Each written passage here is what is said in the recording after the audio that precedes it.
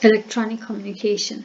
It is the process by which computers and other communication devices such as cell phones and smartphones are used to exchange messages and or digital data.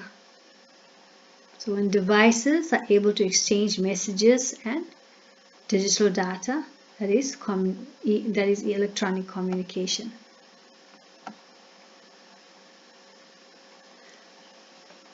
One example to facilitate electronic communication is email. That is the composing and sending as well as receiving of messages electronically over a network, including the internet. You have Yahoo Mail. There's also Gmail, which most of you have, and Hotmail, the example of email.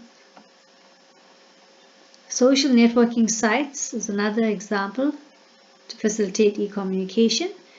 We have Facebook, Twitter, we have LinkedIn, which is a professional website. This is a social networking site where individuals or organizations can post their likes, dislikes, interests, photographs, and activities for their friends and virtually everyone else unless access is blocked to see and read. Mexit is an application that gives two or more people the ability to have a conversation by typing on a computer or cell phone and using the internet. Instant messaging is live text-based communication between two people using computers and other devices. It may be two or more people now. We have Google Talk, Windows Live, Yahoo Chat, BlackBerry Messenger. You have WhatsApp, which is instant messaging as well. Messaging, that doesn't use data, but we're looking at on your mobile device. You have messaging with the exchange of brief messages between cell phones. One is SMS and the other one is MMS. Your SMS is text, short messaging service. It's text only. This is multimedia messaging service, sending images, video, and sound. Video conferencing is when two or more people hold online conferences at different locations using a computer network.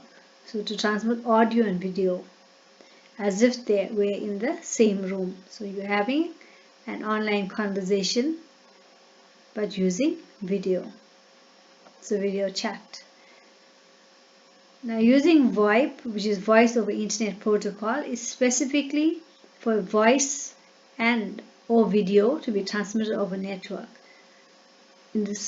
Remember, it is a technology that allows telephone calls as well to be made over LANs, WANs, and internet. It's cheaper than a normal phone call once you're connected to the internet.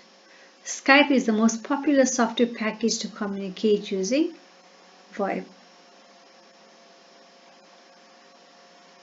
Now some of the communication we're currently using is like Zoom. There's also video call using WhatsApp. Email.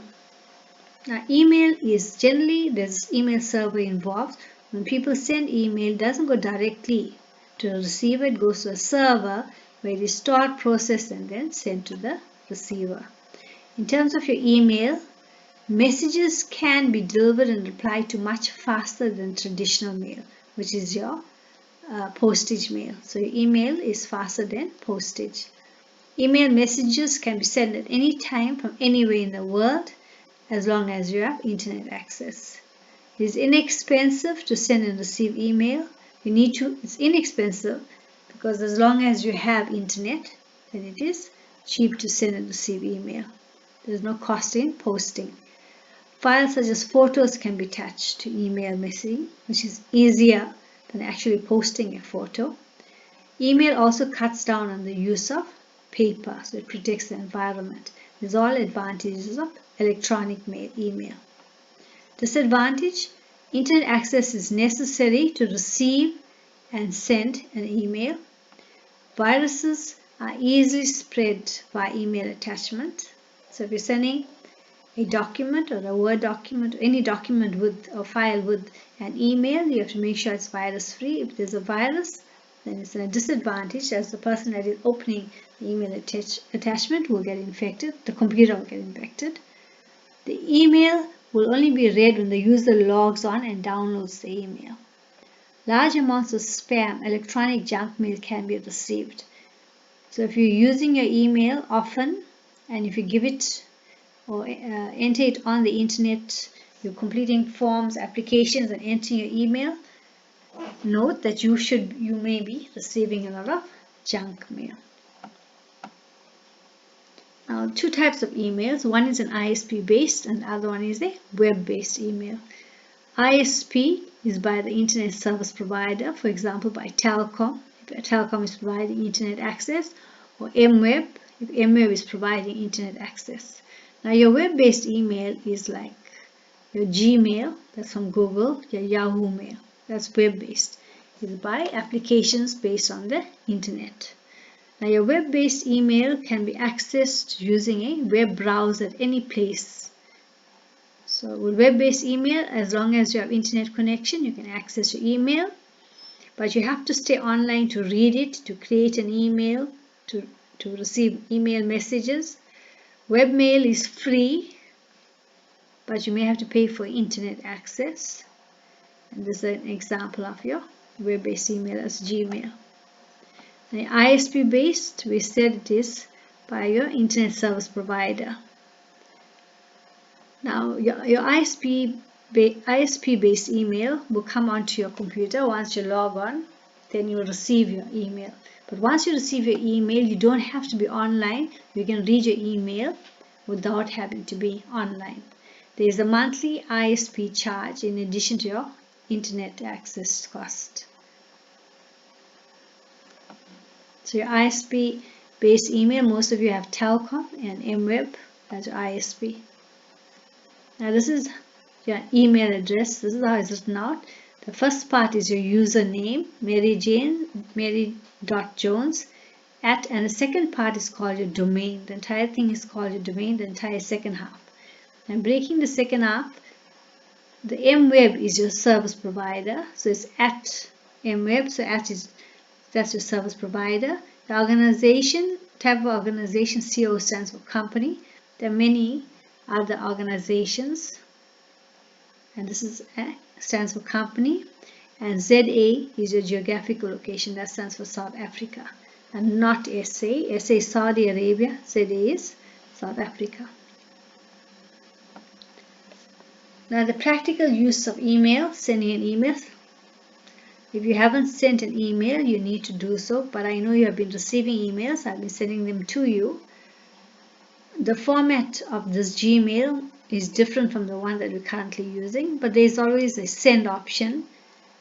There is always an inbox that gives you the email that you've received.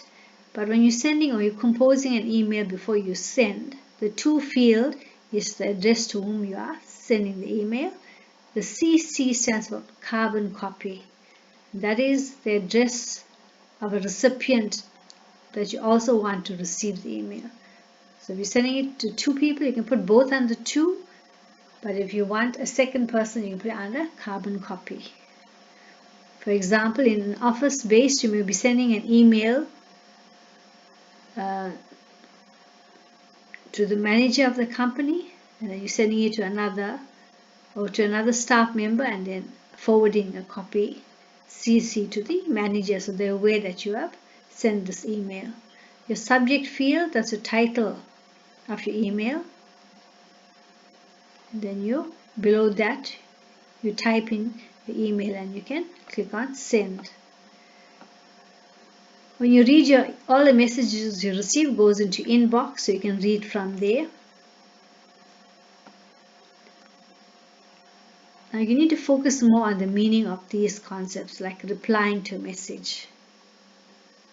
You're replying to a message, it means a message that you have received, and you received a message and you're responding to a message received. So replying to a message, essentially you are responding to a message received. That's replying to a message.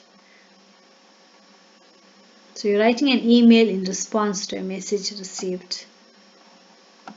Forwarding a message means You received an email and you are sending the same email to another person. You're sending the same email to another person. So you're forwarding a message, you're sending an email that you received to another person. The last one is an attachment. Right. When you're sending an email and you want to send a file or a photograph, you send it as an attachment. So your email is sent as an attachment. To send an attachment, there is, if you look at this here, there's a paper clip. You click on the paper clip and it allows you to attach. Remember, depending on the email that you are using, the service provider of the email, whether there's a web-based or an ISP, you are normally restricted on the size of the file that you need to send. And if the files are too large, you're allowed to upload your file to storage area like your Dropbox and share the file or send a link to the file. Right, we've done with electronic communication. Please answer the questions from your book.